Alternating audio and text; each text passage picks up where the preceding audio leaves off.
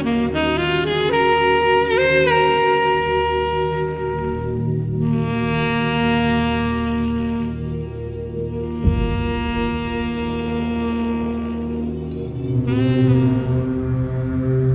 Battle of Adwa, fought on March 1, 1896, was a significant moment in African history.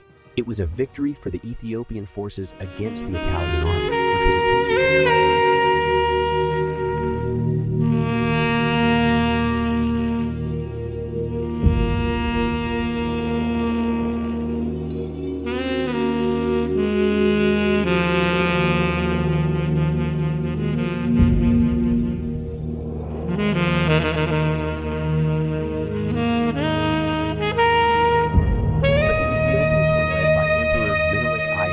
who had been preparing for the invasion for years. The battle began early in the morning and lasted for several hours. The Ethiopians used a combination of modern and traditional tactics, including artillery and cavalry charges. The Italian forces were ultimately defeated, with thousands killed or captured. The victory at Adwa had several important consequences. It prevented Italy from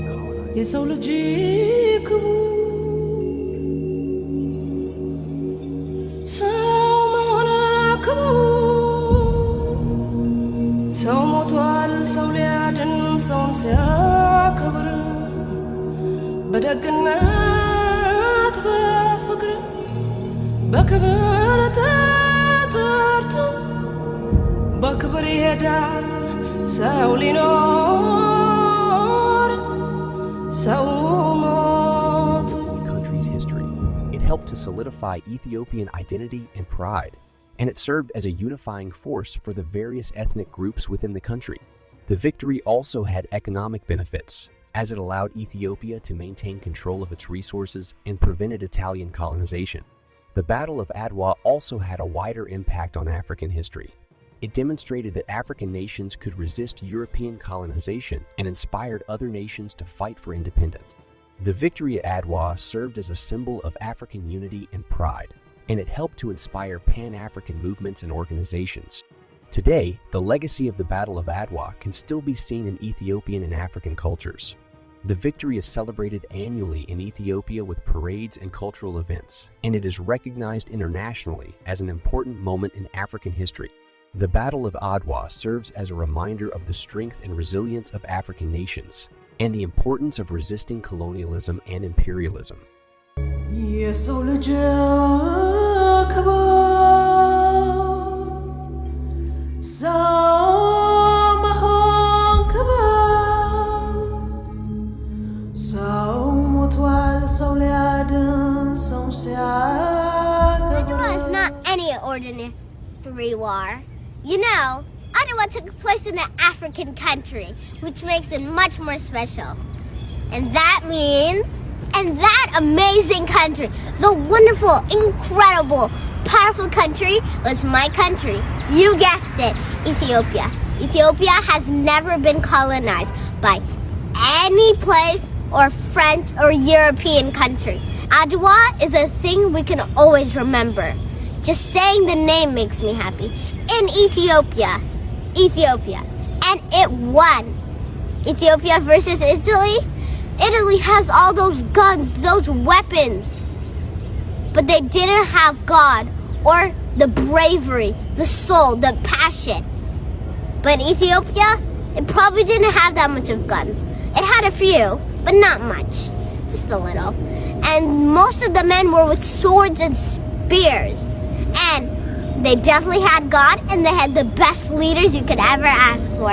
Taito and Menelik, we can definitely, if they were still alive, we'd give them a big clap. Nothing was more important to him than Ethiopia. Ethiopia was the top. Ethiopia is always the top for me. I love my country, and I want it to stay safe. All those children out there, Ethiopia, wherever you might be in the world, you can be Menelik or Taito. You guys can be the leaders. I believe in you guys. Thank you guys. Bye. በኩራት በክብር በደስታ በፍቅር በድል እኖራለሁ ያው በቀን በቀን በቀን በቀን ደሞ መከራው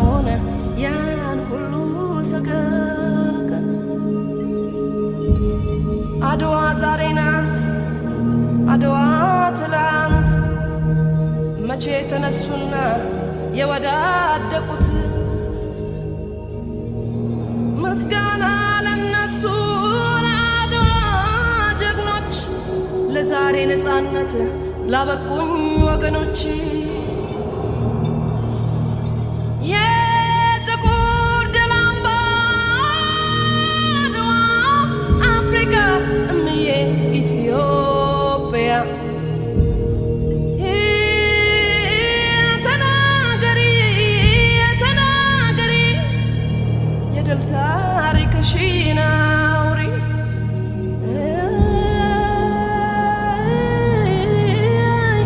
This is part of the price that Ethiopians had to pay for the liberation, for the defeat of the Japanese at Adwa. Now, I hope all of us know what I'm talking about. The Battle of Adwa. No. This battle was fought in 1896 at the end of February 1896. The Italians, coming out of the Berlin Conference, which you remember 1884-85, which then allocated, divided countries, African countries, and into colonized, but not Ethiopia. The Italians thought they wanted this Ethiopia. And a lot of maneuvers to achieve that objective.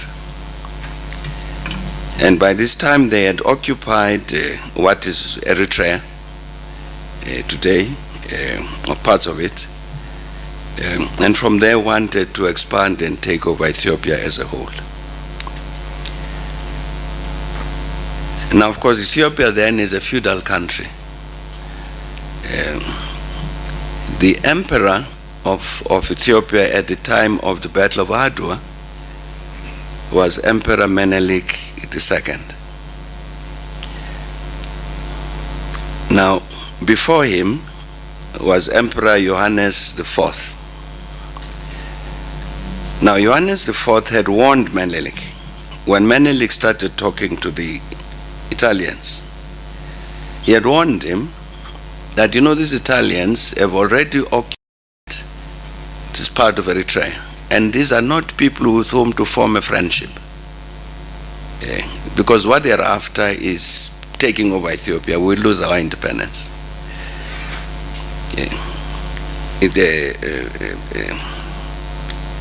Emperor Johannes died, Menelik became emperor.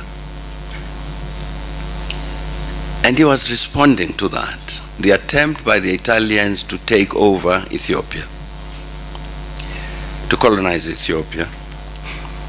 So the Battle of Adwa, as I say, end of February 1896, is a battle to ensure the continued independence of Ethiopia. That Ethiopia shall not be like all of these other countries which had become colonies of the West. I do hope that there would be some book that all of us would be available here in this country for us to read about this.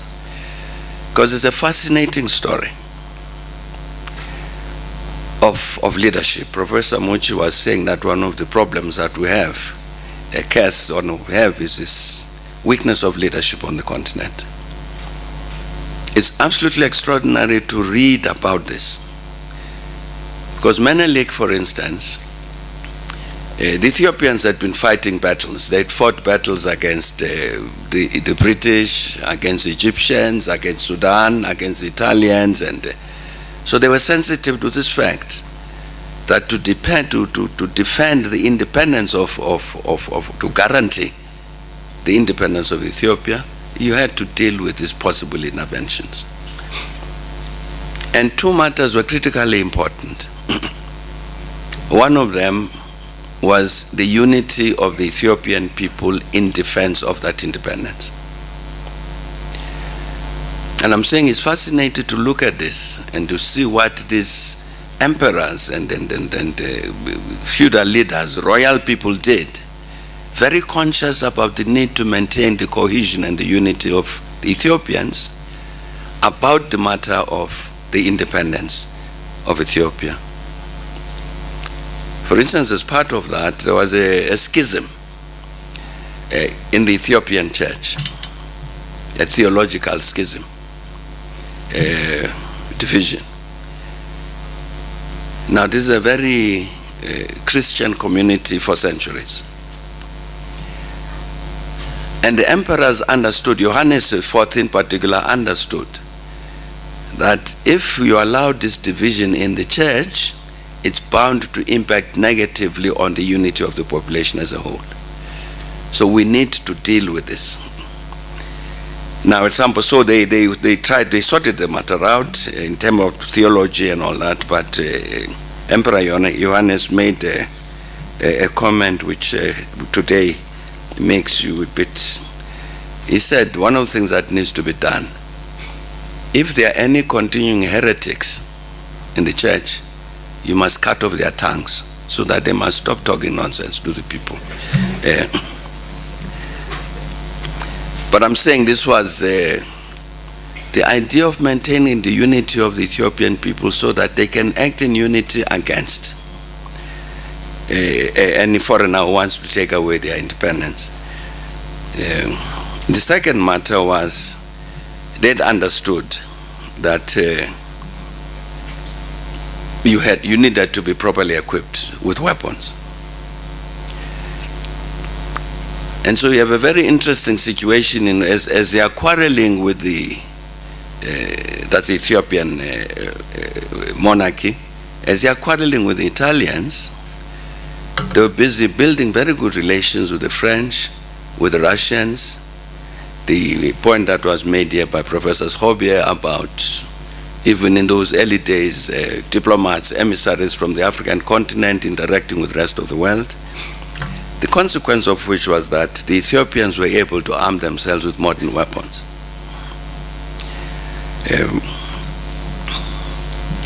And that unity is very important because the war that the Ethiopians had to fight against the Italians had to be carried by the people as a whole.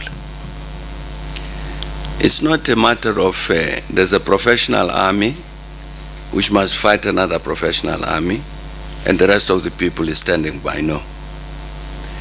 Because you've got the figure that's given is that the Emperor Menelik had managed to mobilize the people who actually went and confronted the Italians at Adwa was something like 100,000 people. Who really literally it's an army that must live off the land. So the peasants must supply the food, both for the people and for the animals, the horses and so on, and the donkeys that are carrying things. So the whole nation is united behind this. And they defeated the Italians at Adwa in 1896.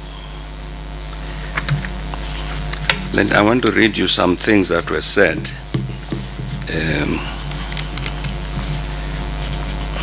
from the white side about that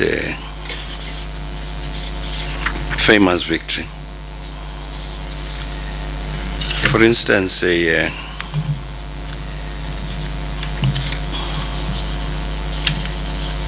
report appears in the Times of London at that time from their correspondent was in France.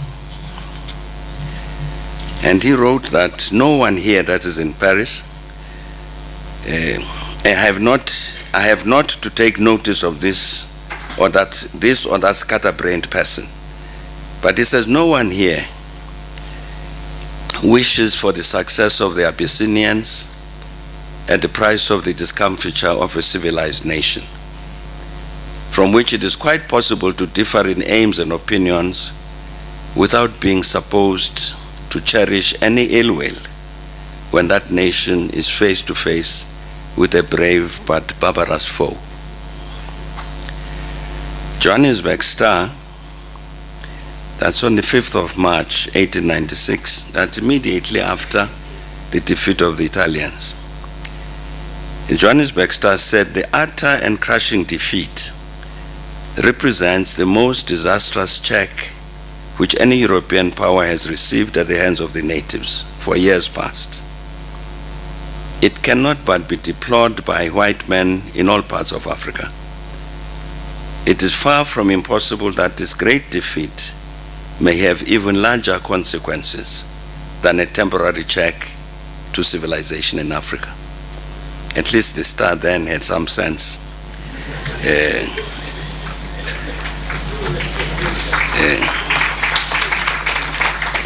And the Cape Argus, on the same day, 5th of March, Cape Argus from Cape Town said, Italy is bound to carry out to the bitter end her policy in Abyssinia.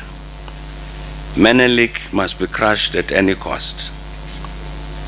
And meanwhile, Italy will have the keenest sympathy in her latest troubles. That was the view of white South Africa. Its sympathy with Italy in her latest troubles. There's a George Berkeley who wrote about this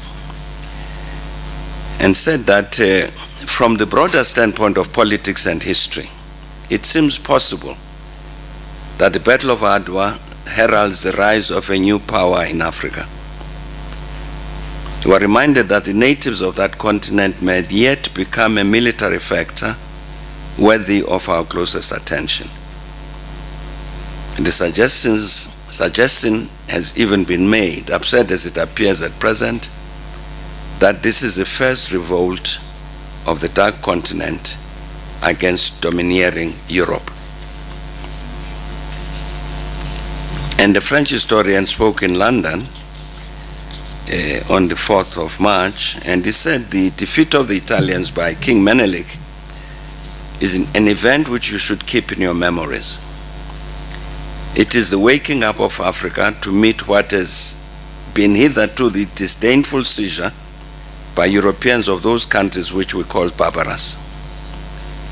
It must not be forgotten that in many of these countries now reverted to barbarism, there formerly existed an extremely advanced civilization, and that Ethiopia in particular enjoyed throughout Africa great renown for its refinement and wealth.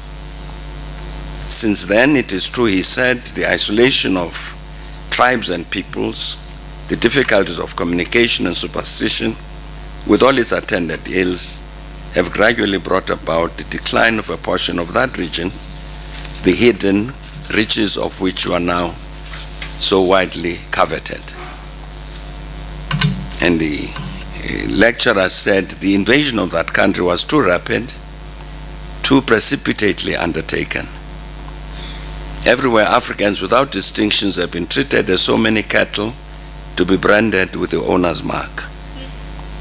The Italians have been not less courageous or less enterprising than others, but they made up their minds a little too late, and when they also went to Africa to get their share of the African fortune, the easily accessible regions had all been taken up, so that they had to be satisfied with regions not open to the first comer.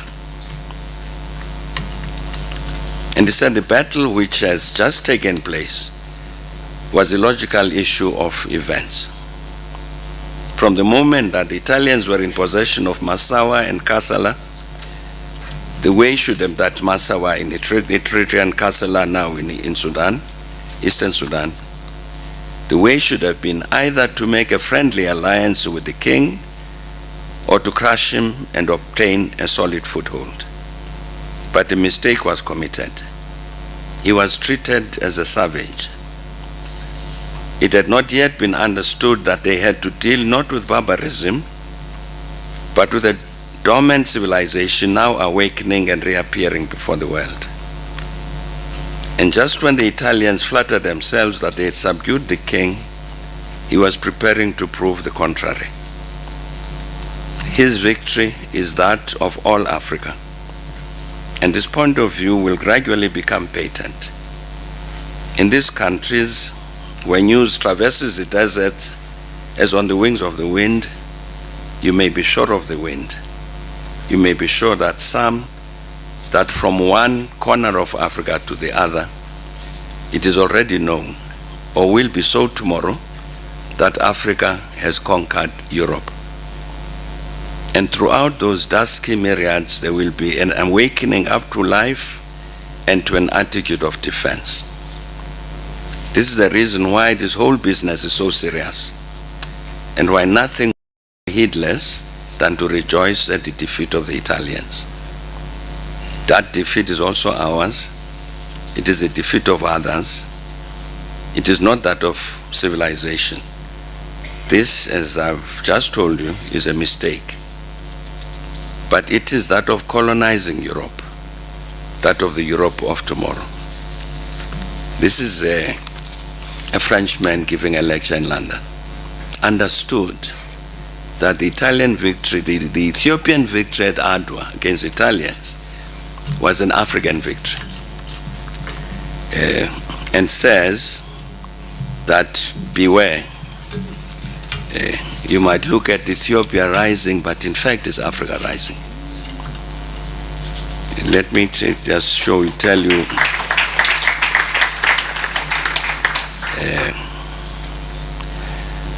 in the Battle of Adwa was preceded by many other conflicts with the Italians, and some of it took place in 1895.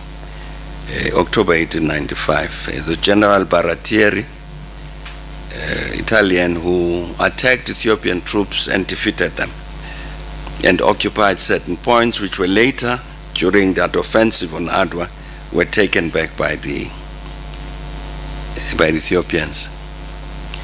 This General Baratieri, having got his glorious victory, returned to Rome. That's 1895. And on his return, he was hailed as a hero and received a standing ovation when he addressed the Italian parliament. And the Italian Prime Minister, the Prime Minister of Italy at the time, was a man called Francesco Crispi.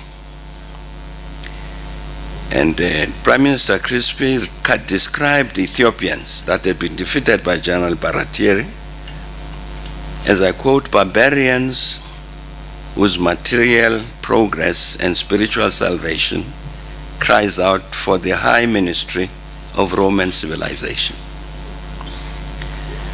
And Baratieri, addressing the parliament, promised the Italian parliamentarians that he was going to bring Emperor Menelik, this barbarian, called him the barbarian. This barbarian Menelik, I'm going to bring him to Rome in a cage.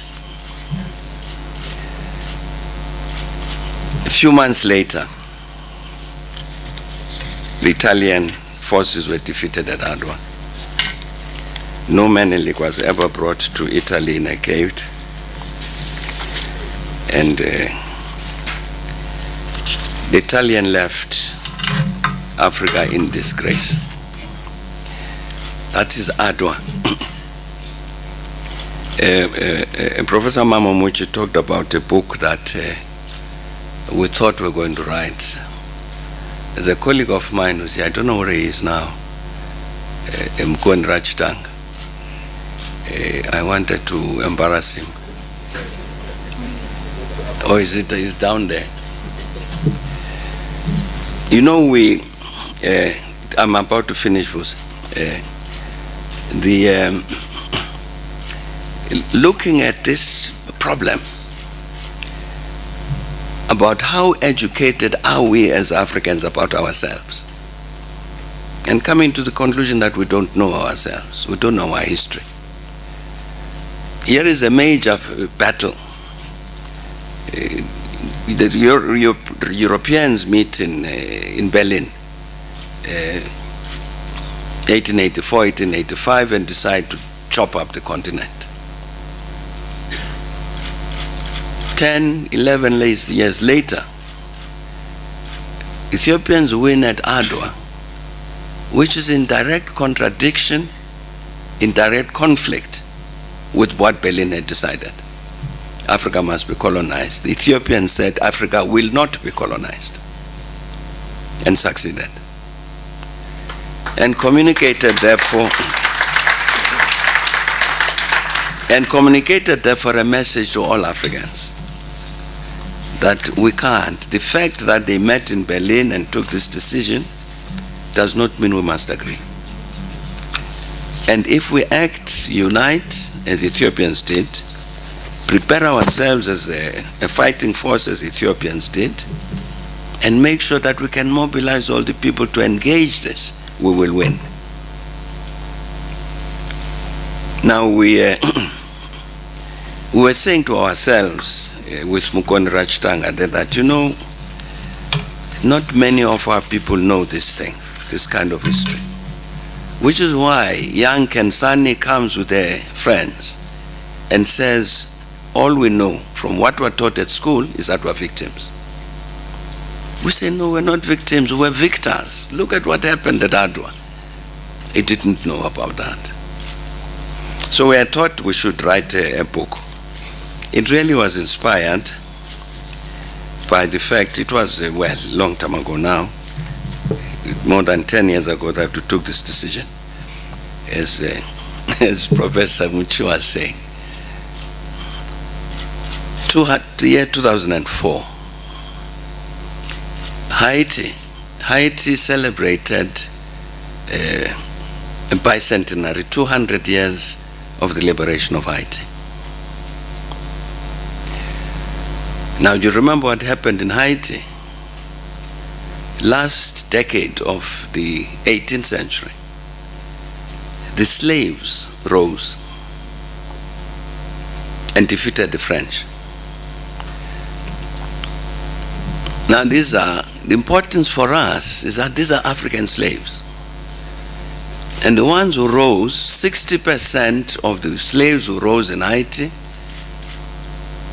were first generation Haitians. They had just been shipped over from Africa into Haiti. And so they had not forgotten that we're a free people, why are we here?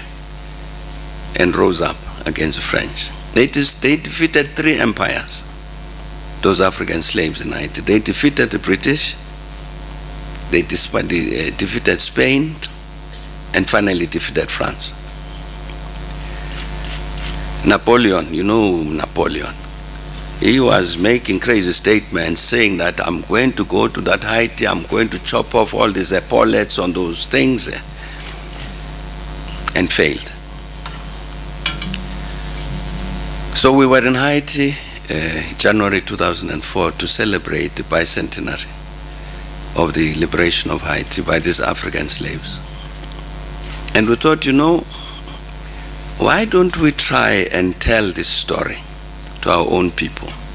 An extraordinary struggle of slaves of Haiti, Africans, who fought and defeated 3 empires. I'm sure all of us, this state of Louisiana in America, in the US. It's called Louisiana because it used to be French, named after King Louis of France. After their defeat, the French by Haiti, they sold that territory to the US, to the Americans. It's called the Louisiana Purchase.